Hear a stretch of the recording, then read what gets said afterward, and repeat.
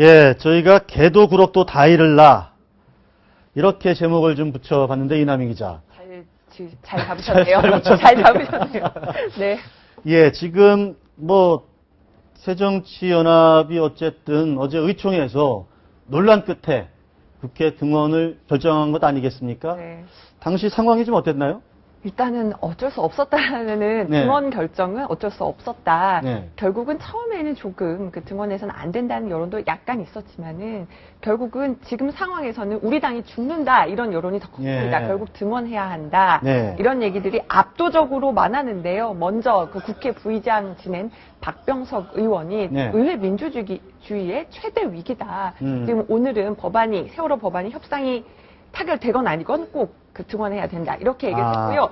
문희상 위원장이 바로 이어서 나도 박병석 의원의 말에 동의한다. 이러면서 등원해야 중진들이 분위기를 잡았군요. 맞습니다. 그래서 이제 반대하는 사람 얘기해라. 그래서 이제 반대 의견이 좀 나왔죠. 그 다음에는 어제 중요한 사람은 바로 이해찬 의원이었습니다. 그렇죠. 이해찬 의원은 당대표를 지냈는데 19대 국회 들어서 한 번도 의총도 잘 안 왔고요. 사실 네. 의총에서 발언한 적도 없었는데 어제 네.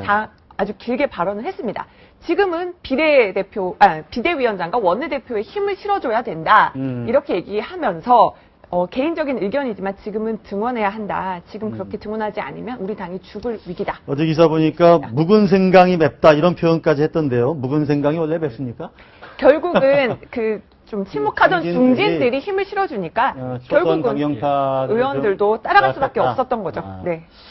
그렇긴 한데 이제 어제 상황은 그랬고 근데 실질적으로 국회의원들로서도 더 이상 이 상황을 지금 버틸 수가 없는 상황까지 지금 그렇죠. 내몰린 것 아니겠습니까? 여러 가지 지금 국감도 해야 되고 일단 여러 가지 예산안 문제도 있고. 네. 초대선 강경파 의원들이요 비례대표가 많거든요. 네. 일단 지역구 예산 이런 거 챙기 비례대표 의원들은 사실 그런 부담이 좀 적어요. 그렇죠. 그런데 지역구 예산 그렇게 좀 침묵하는 중도 다수 예. 의원들은 사실 이렇게 국감을 못 들어가면 일단 국감은 야당이 가장 정부 여당을 공격할 수 있는 절호의 기회고요.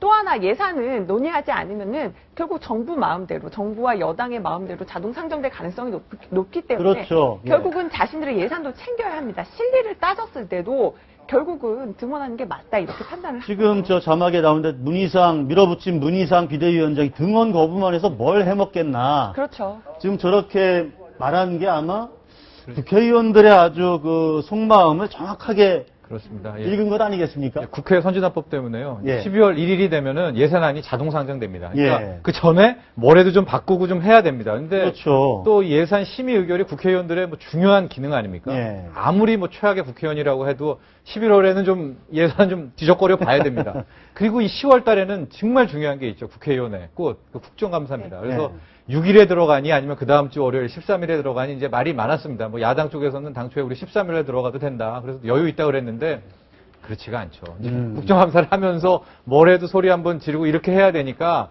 이제 온전히 10월이 말일날 2월 30일에 들어가서 이제 국감하면 준비하고 있을 겁니다. 여당이든 야당이든. 그래서 뭐 옷을 뭐 입을까 뭐 이런 거 좀 뭐 제스처 이런 거 연구하고 있겠죠. 그래서 10월 한 달은 이제 국감으로 또 국회의원들이 일을 좀 하는 모습은 보일 듯합니다.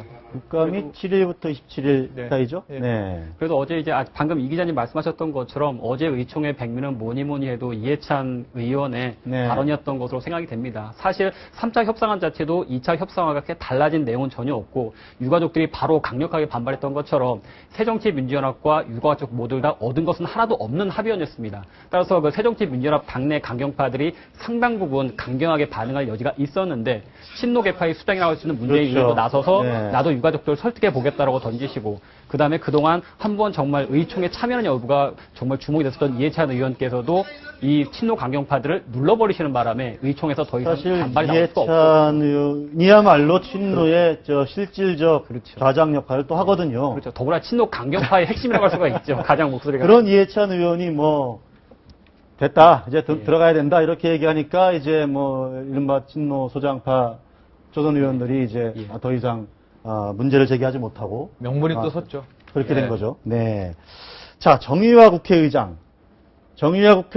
지난 26일 그 본회의 9분 땅땅땅 한 뒤에 뭐 거의 여당으로부터 그 사퇴 촉구 결의안 의사 진행 폭거다 이러면서 굉장히 그것까지 받을 위기에 있었는데 어떻습니까 지금 결과적으로는 절묘한 환수라고 봐야 될 수 절묘한 있을까? 한수고 좀 많이 띄워드리면 영웅이 갑자기 돼버린 것 같은데요. 네. 어제 이제 새누리당 김무성 대표가 본회의 중간에 잠깐 나와서 이제 기자들하고 만났어요. 이제 기자들이 이렇게 물어봤습니다. 사실상 정의화 의장 정회시키면서 협상 시간 벌어준 거 아니냐 이렇게 물어보니까 네. 의장은 지난번에 한번 연기했을 때 그 역할이 크다.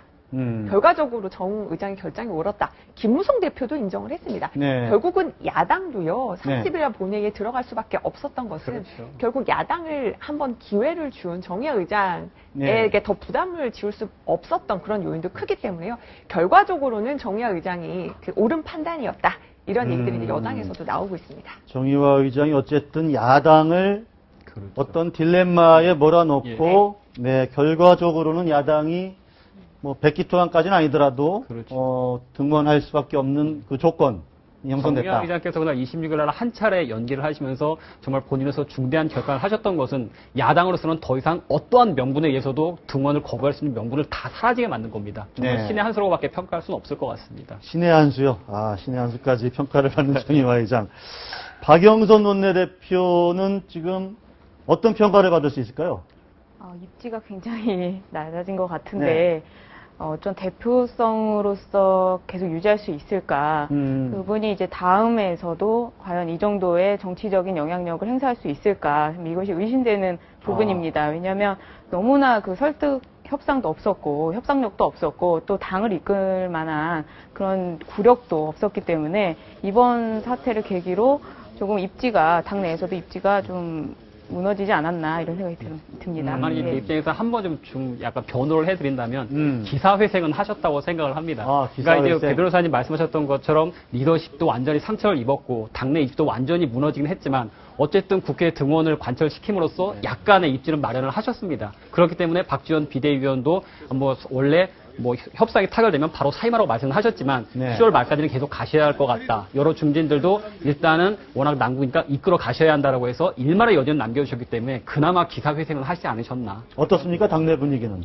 당내 분위기 반반이고요. 일단 지금 저희 자막에 박영선 원내대표 거치묻자 예민한 반응 저 일화를 좀 소개를 해드려야 될 것 같아요. 근데 저희 후배 기자가 어제 본회의 마치고 나오는 박영선 원내대표한테 이런저런 얘기를 묻다가 이제 세월호법 협상도 끝났는데 송구스러운 말씀이지만 아마 이제 거치를 네. 물어보려고 했겠죠. 그러니까 쿡 찌르면서 이제 그만하세요.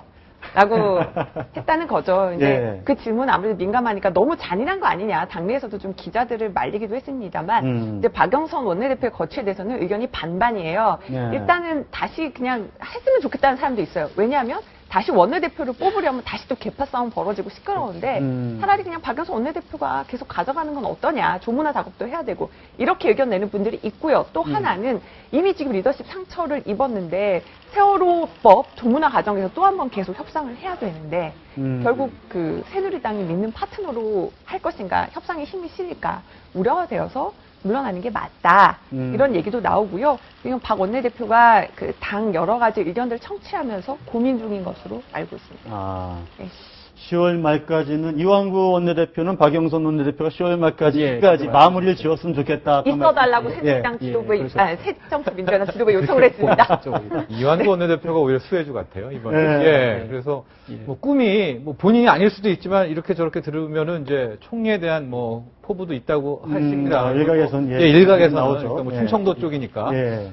이렇게 저렇게 이렇게 다 처리하고 이렇게 가니까 수순상으로는 뭐 수혜주에 속하지 않나. 자기 파트너인 박영선 원내대표가 또 있기를 바라겠죠. 평론가님 네, 말씀처럼 알겠습니다. 짧게만 말씀을 드리면 이완구 원내대표와 김재원 의원이 이번에 아주 뚝심을 끝까지 밀어붙이면서 네. 얹히는 정치인으로 상당히 수혜를 많이 받으신 것 같습니다. 이완구의 뚝심이 좀 통했다. 이런 평가도 좀 내릴 수 있겠다. 이런 말씀입니다. 자, 오늘 세월호법 그 후 네 가지 주제로 나눠서 집중 분석해봤습니다. 오늘 말씀 잘 들었습니다. 네.